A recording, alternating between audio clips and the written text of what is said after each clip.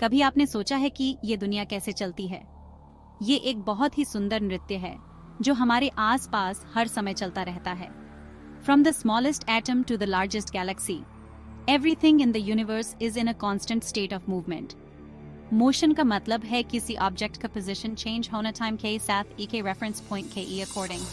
By studying motion, we can predict celestial events and understand natural phenomena. Motion is woven into the tapestry of our daily lives. Every step we take, every breath we inhale. It's the car speeding down the highway, a symbol of human ingenuity. वो पंछी जो आकाश में उड़ रहा है, वो कुदरत की बनाई हुई एक मिसाल है. And even the blood flowing through our veins, a reminder of the life-sustaining processes. ये हर जगह है, फिर भी हम इसे अक्सर हल्के में लेते हैं. In this grand exploration of motion, we'll embark on a journey to unravel its mysteries. हमें पोजीशन टाइम और वेलोसिटी टाइम ग्राफ्स का यूज करके मोशन को एनालाइज करते हैं. पोजीशन टाइम ग्राफ हमें बताता है कि एक ऑब्जेक्ट का पोजीशन कैसे चेंज हो रहा है टाइम के साथ. अगर ग्राफ एक स्ट्रेट लाइन शो करे तो इसका मैटलैब ऑब्जेक्ट यूनिफॉर्म मोशन में है, यानी कांस्टेंट स्पीड से मूव कर रहा है. वेलोसिटी टाइम ग्राफ से हमें ऑब्जेक्ट की स्पीड और डायरेक्शन के चेंजेस के बारे में पता चलता है. अगर लाइन हॉरिजॉन्टल हो तो ऑब्जेक्ट कांस्टेंट वेलोसिटी से मूव कर रहा है.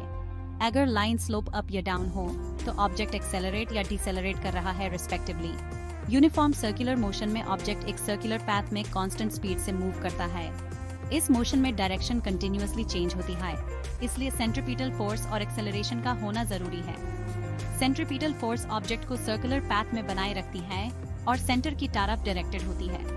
न्यूटन के 3 लॉज ऑफ मोशन भी मोशन के एनालिसिस में बहुत इंपॉर्टेंट हैं.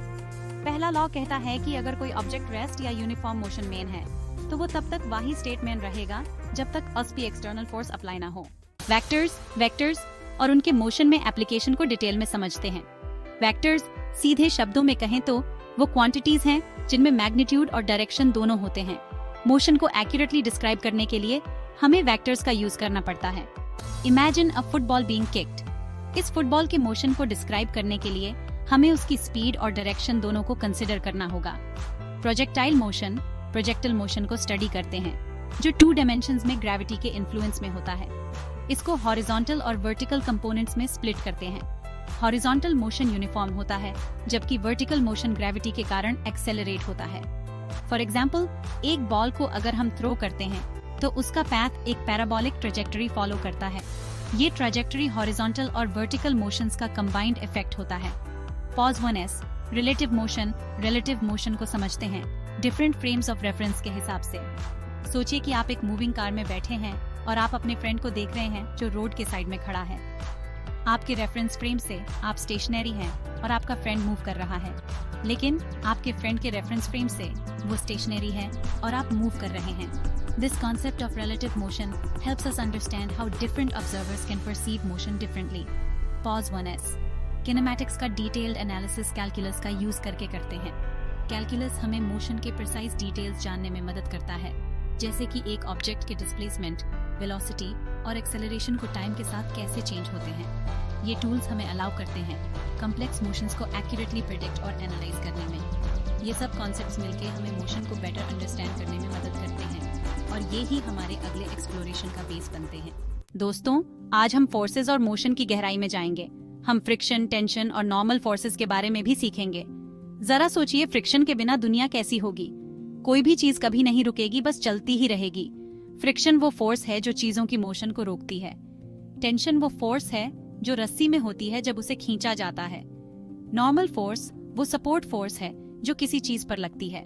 अब हम वर्क और एनर्जी के प्रिंसिपल्स के थ्रू फोर्स और मोशन के रिलेशनशिप को समझेंगे. जब आप किसी बॉक्स को धकेलते हैं तो आप उस बॉक्स पर वर्क कर रहे होते हैं. यही एनर्जी ट्रांसफर है जो बॉक्स को मूव करवाती है. जितना ज्यादा फोर्स आप लगाएंगे उतना ज्यादा वर्क होगा. आगे हम नॉन यूनिफॉर्म सर्कुलर मोशन और कॉन्सेप्ट्स जैसे एंगुलर वेलोसिटी और एक्सेलरेशन के बारे में पढ़ेंगे. जब कोई चीज सर्कुलर पाथ में अलग अलग स्पीड से चलती है तो उसे नॉन यूनिफॉर्म सर्कुलर मोशन कहते हैं. एंगुलर वेलोसिटी बताती है कि कोई चीज कितनी तेजी से घूम रही है. हम बॉडीज के रोटेशनल मोशन को भी समझेंगे. इसमें टॉर्क और एंगुलर मोमेंटम भी शामिल है. टॉर्क एक फोर्स का रोटेशनल इक्विवेलेंट है. एंगुलर मोमेंटम किसी ऑब्जेक्ट के रोटेशन की मात्रा होती है. जब कोई फिगर स्केटर अपने हाथ अंदर खींचता है तो वो तेजी से घूमने लगता है. ये सारे कंसेप्ट्स हमें फोर्सेस और मोशन के उस पेचीदा खेल को समझने में मदद करते हैं। आखिर मोशन है क्या? Simply put, motion is a change in position over time. मान लीजिए कि एक गेम हो रहा है अंतरिक्ष में, जहां ऑब्जेक्ट्स अपनी जगह बदल रहे हैं एक दूसरे के मुकाबले। This change in position is what we call motion. Speaker 2, but how do we know something is moving? We need a reference point, a fixed location to compare the object's position to. सोचिए, आप एक train में हैं और आप window से एक दूसरा ट्रेन देख रहे हैं जो आपके पैरेलल ट्रैक पे जा रहा है। If both trains are moving at the same speed and direction, they'll appear stationary relative to each other. However, if one train speeds up or slows down, its motion becomes apparent in relation to the other. Example, Narrator 1. This concept of relative motion is crucial. ये हमें बताता है कि motion absolute नहीं होता। ये observer के frame of reference पर depend करता है। What appears stationary to one observer might be moving to another. This principle is fundamental to understanding motion in the universe. तो अगली बार जब आप कुछ चलता हुआ देखें तो याद रखें, it's all relative. Not all motion is created equal. Sometimes objects move at a constant speed, covering equal distances in equal intervals of time. This smooth and steady movement is called uniform motion. Imagine a car cruising down an empty highway at a steady 60 miles per hour. This is an example of uniform motion. Example narrator 2, लेकिन जिंदगी uniform नहीं होती और न ही motion. More often than not, objects change their speed as they move. This is called non-uniform motion, characterized by varying speeds over time. सोचिए, एक car city के traffic में चल रहा है, कभी तेज हो रहा है, कभी स्लो हो रहा है और ट्रैफिक लाइट्स पे रुक रहा है। This is a classic example of non-uniform motion. The difference between uniform and non-uniform motion lies in the concept of acceleration, which we'll explore in detail later. For now, remember that uniform motion involves constant speed, while non-uniform motion involves changes in speed. Understanding these two types of motion is essential for analyzing and predicting the movement of objects in our world and beyond. Section 4. Speed and velocity. Two sides of the same coin. अक्सर लोग speed और velocity को एक ही तरह समझते हैं, लेकिन physics में इन दोनों के मतलब अलग-अलग हैं। Speed is a scalar quantity, meaning it only tells us how fast an object is moving. Velocity, on the other hand, is a vector quantity. This means it provides information about both the speed and direction of motion. इस difference को समझने के लिए imagine कीजिए कि दो cars 60 miles per hour की same speed से मूव कर रही हैं। However, one car is traveling east while the other is traveling west. This directional difference is what sets their velocities apart. Understanding acceleration, the speed of change. Acceleration is a fundamental aspect of motion that often goes unnoticed in our daily lives. Motion के बारे में जानने के दौरान हम speed और velocity के बारे में जाना, लेकिन क्या होता है जब किसी ऑब्जेक्ट का velocity बदलता है? Velocity में होने वाले इस बदलाव को हम acceleration कहते हैं.